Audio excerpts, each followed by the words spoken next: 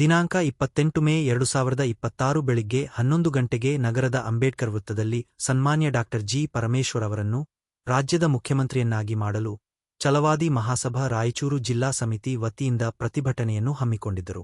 ಈ ಸಂದರ್ಭದಲ್ಲಿ ಜಿಲ್ಲಾಧ್ಯಕ್ಷರಾದ ವಿಶ್ವನಾಥ್ ಪಟ್ಟಿಯವರು ಮಾತನಾಡಿ, 75 ವರ್ಷ ಮೇಲ್ಪಟ್ಟರೂ ಕೂಡ ಕರ್ನಾಟಕ ರಾಜ್ಯದಲ್ಲಿ ಕಾಂಗ್ರೆಸ್ ಪಕ್ಷಕ್ಕೆ ದಲಿತ ಮತಗಳನ್ನು ಮಾತ್ರ ಬೇಕು. ದಲಿತ ಸಿಎಂ ಕೇಳಿದ್ರೆ ಬೇಡ. ಇದು ಒಂದು ಪ್ರಜಾಪ್ರಭುತ್ವದ ಕಗ್ಗೊಲೆ. ಯಾಕಪ್ಪ ಅಂದರೆ 2010ರಿಂದ ಹಿಡಿದು 2018 ಸತತವಾಗಿ 2 ಬಾರಿ ಡಾಕ್ಟರ್ ಜಿ. ಪರಮೇಶ್ವರ್ ಅವರು ರಾಜ್ಯಾಧ್ಯಕ್ಷರಾಗಿದ್ದರು.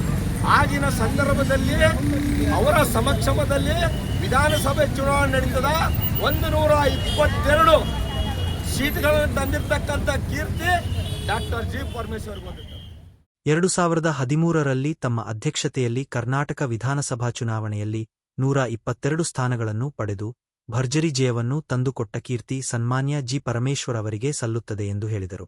ಪಕ್ಷದ ಶಿಸ್ತು ಮತ್ತು ಸಿದ್ಧಾಂತಗಳಿಗೆ ಬದ್ಧರಾಗಿ ತಮ್ಮ ಸುದೀರ್ಘ ಜೀವನವನ್ನು ಪಕ್ಷ ಸಂಘಟನೆಯಲ್ಲಿ ತೊಡಗಿಸಿಕೊಂಡಿರುವ ಅವರಿಗೆ ರಾಜ್ಯದ ಪ್ರಥಮ ದಲಿತ ಮುಖ್ಯಮಂತ್ರಿಯನ್ನಾಗಿ ಮಾಡಬೇಕು ಎಂದು ಒತ್ತಾಯಿಸಿದರು.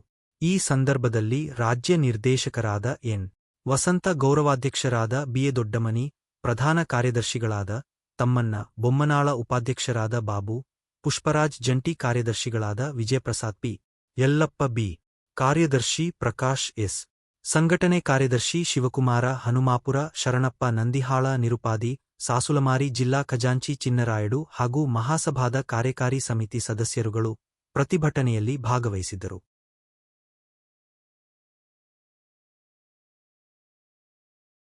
ನಮ್ಮ ಚಾನಲ್ ಅನ್ನು ಬೆಂಬಲಿಸಿ.